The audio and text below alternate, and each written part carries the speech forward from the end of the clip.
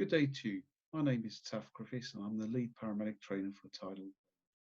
And today I'm just going to quickly talk to you about bites and stings.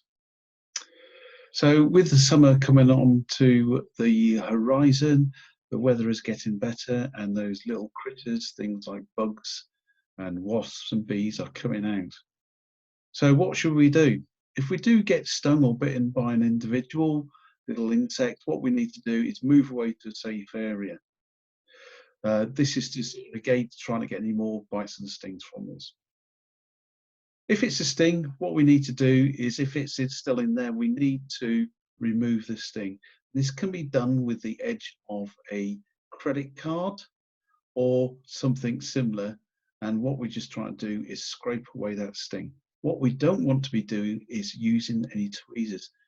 If we use a tweezer, then we're at risk of hitting the poison sac and more poison. Then what we need to do then is give it a quick wash with some clean water. We need to elevate the area if possible and apply a cool compress, right, or an ice pack. But with the ice pack, what we need to do is make sure it's wrapped in, say, like a tea cloth or a triangle bandage. What we don't want to do is put straight ice against the skin, otherwise we can get the old freezer burn. And we want to do that for about 10 minutes. If the sting is in the mouth, then what we can do is either give sips of cold water or get the individual to suck on an ice cube. And what we want to really be careful about by having a sting in the mouth or a bite in the mouth is any swelling, which can occlude the airway. And if we're at all worried about something like this, then we need to get them off to medical. What we also need to look out for as well is an allergic reaction. So some people might get a localized allergic reaction, which just swells up and it gets a bit itchy. So we don't need to really worry about that.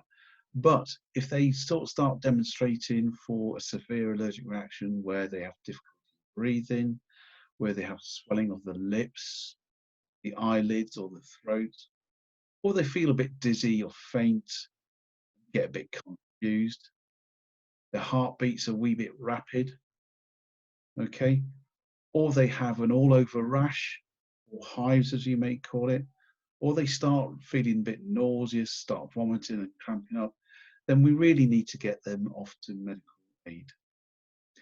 For home use within first aid, you can buy from the general sales list from sort of any sort of superstore, pharmacy.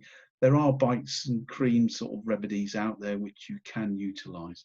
Otherwise, just ice or keep it cool, keep it raised to bring down the swelling will be.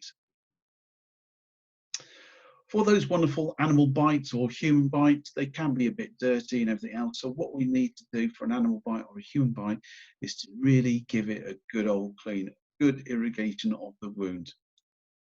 Then what we need to do is treat the wound for bleeding if it's actively bleeding, which is direct pressure on the wound for 10 minutes.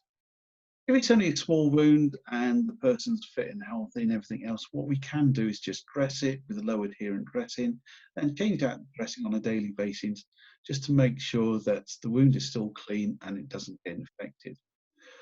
For those significant bites where there's a lot of damage and it's really deep and everything else, then what I'd strongly advise is, yeah, irrigate the wound, get a dressing on it, but go and seek medical aid. Because with bites, they can be really sort of horrible with lots of bugs in people's mouths and animals' mouths.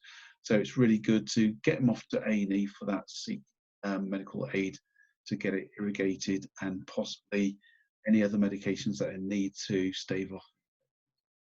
I hope this has been useful and I hope you'll join us again in the future for our other little sound bites. Thank you for listening. Bye.